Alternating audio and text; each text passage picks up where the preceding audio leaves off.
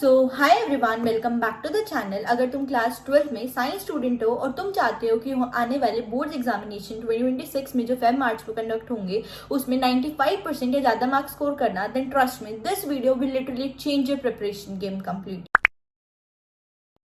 तो समझो ध्यान से, अभी जुलाई 2025 स्टार्ट होगा। ये बहुत जल्दी भी नहीं है और बहुत लेट भी नहीं है। ये सबसे बेस्ट टाइम होता है अपनी प्रिपरेशन को बूस्ट करने का, स्टार्ट करने का, अगर किसी ने नहीं करी है।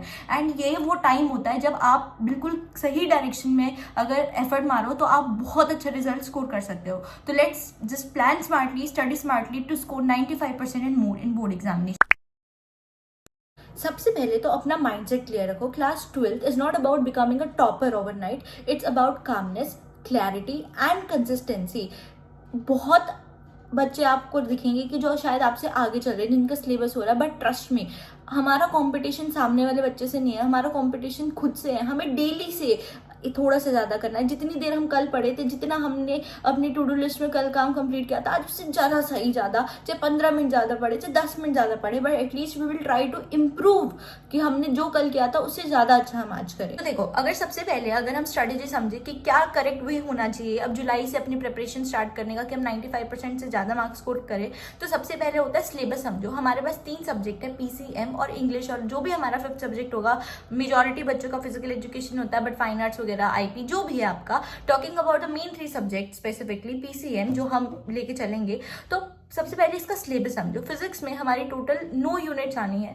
Firstly electrostatics, then current electricity, third we have magnetism, fourth we have EMI AC, and fifth unit that we have is EM waves, and the 6th unit we have is optics, 7th we have dual nature, 8th we have atoms and nuclei, and 9th we have semiconductors। जो modern physics है वो सबसे easy, सबसे scoring होती है। अगर किसी बच्चे से पास नहीं हुआ जाता, then the modern physics help करते हैं उस बच्चे को पास कराने के लिए। तो अगर आप ऐसे हो कि लाइक हमें पढ़ना तो है, यूनिट टेस्ट वगैरह में मार्क्स लाने हैं और लाइक हाफ ईयरली वगैरह में भी मॉडर्न फिजिक्स आ रही है, आई विल सजेस्ट सबसे पहले मॉडर्न फिजिक्स से स्टार्ट कर दो। अगर आप उससे स्टार्टिंग वाली यूनिट नहीं पढ़ी जा रही है, नहीं समझ आ रही है, बट अगर आप लाइक डिसेंट हो, लाइक आपको 11th डिसेंट आती है, डिसेंट या बिल्कुल ये मान लो कि आप कर सकते हो, एफर्ट लगा सकते हो, आपको सिर्फ पास होने जितना नहीं पढ़ना है specifically, I will start electrostatics से पढ़ो। सबसे करेक्ट स्ट्रैटेजी क्या है, अभिषेक साहू सर के लेक्चर देखो, किसी भी टीचर के लेक्चर देखो, डिटेल कौन सा टीचर बेस्ट है उसकी मैंने स्पेसिफिकली फिजिक्स की वीडियो में, केमिस्ट्री की वीडियो में, मैथ्स की स्पेसिफिकली स्ट्रेटेजी वीडियोज में बात करी हुई है। आप उस वीडियो को जरूर देखना if you have not watched it yet.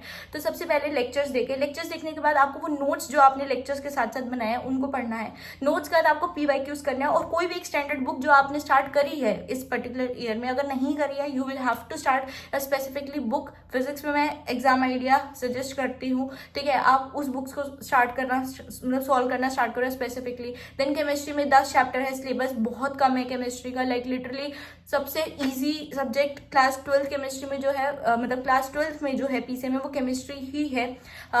हमें लगता है कि 11th नहीं आती है तो नहीं होगी, बट ट्रस्ट में क्लास 12 इजीली हो जाएगी, स्पेशली केमिस्ट्री, ठीक है। तो उसमें सिलेबस समझो, उसमें आपको नोट्स बहुत अच्छे से करने हैं, पहले लेक्चर्स देखे फिर नोट्स बनाए, PYQs बहुत ज्यादा प्रैक्टिस करना है, और NCERT केमिस्ट्री की टिप्स पे होनी चाहिए, then only will be able to score.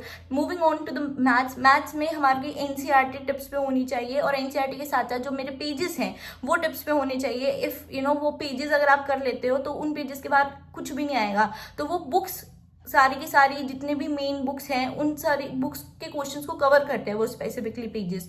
तो वो पेजेस इसलिए बहुत इंपॉर्टेंट होता है क्योंकि मैंने कोई खुद मैथ्स की बुक सॉल्व नहीं करी है, तो I can't suggest your book जो वो करे, क्योंकि वो सारे क्वेश्चन, वो सारा कंटेंट शायद किसी बुक में एक जगह पे अवेलेबल नहीं है। ऑल अबाउट कि PCM को कैसे मैनेज करा। अब समझो तुम्हारा जुलाई से अक्टूबर तक का क्या गोल होना चाहिए। तुम्हारा जुलाई से अक्टूबर तक एटलीस्ट 70 to 80% सिलेबस हो जाना चाहिए। नवंबर का मंथ बिल्कुल एंड में ऐसा होना चाहिए कि हमारी बुक वगैरह जो स्टार्ट करती वो ऑलमोस्ट एंड पे आ गया पूरी में। तो like by the end of October you had to make sure कि आपने 70 to 80% सिलेबस कंप्लीट कर लिया है अपना। क्योंकि अब हम सिलेबस डिस्कस कर चुके हैं और कितने टाइम में सिलेबस हो जाना चाहिए ये भी डिस्कस कर चुके हैं, तो बात आती है कि क्या चीज रेलिवेंट है, साथ साथ इन सारी चीजों के मार्क्स आ जाए। तो याद रखना नोट्स बहुत ज्यादा इंपॉर्टेंट होते हैं। नोट्स के साथ साथ NCERT भी बहुत इंपॉर्टेंट है। स्पेसिफिकली जो बुक आपने, जो भी स्पेसिफिकली एक बुक जो बाइबल होती है किसी मार्क्स एग्जाम में मार्क्स स्कोर करने के लिए, चाहे वो NCERT है लाइक मैथ्स केमिस्ट्री में, और चाहे फिजिक्स में कोई भी एक स्पेसिफिकली बुक है, ठीक है,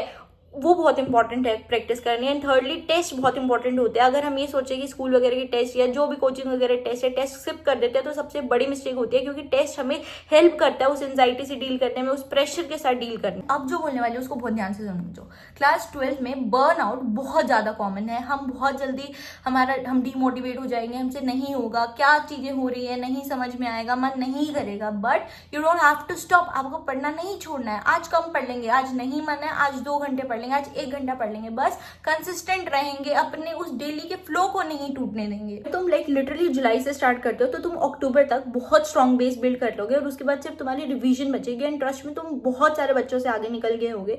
so just trust this strategy and just start from now. अभी भी आपके पास 10 दिन बचे हैं, इस 10 दिन को भी बेस्ट पॉसिबल वे में यूटिलाइज करो, क्योंकि once the schools will start, once the coaching will start, आपको बहुत प्रॉब्लम आने वाली है। And I can understand. अब बात आती है कि कितनी डेडलाइन हमारे पास होनी चाहिए, कि हमारा सिलेबस जुलाई के एंड में कितना हो जाना चाहिए। तो फिजिक्स में I suggest electrostatics, current electricity और मैग्नेटिज्म, ये 3 यूनिट बहुत अच्छे से करके रख दो। केमिस्ट्री में आप थोड़ा सा कम लेके चलोगे तो इट विल बी ओके, कि आप ज़्यादा नहीं 2 से 3 चैप्टर का वो कर लो, कोई से भी जो आपका मन करे। At least 2 to 3 chapters should be completed.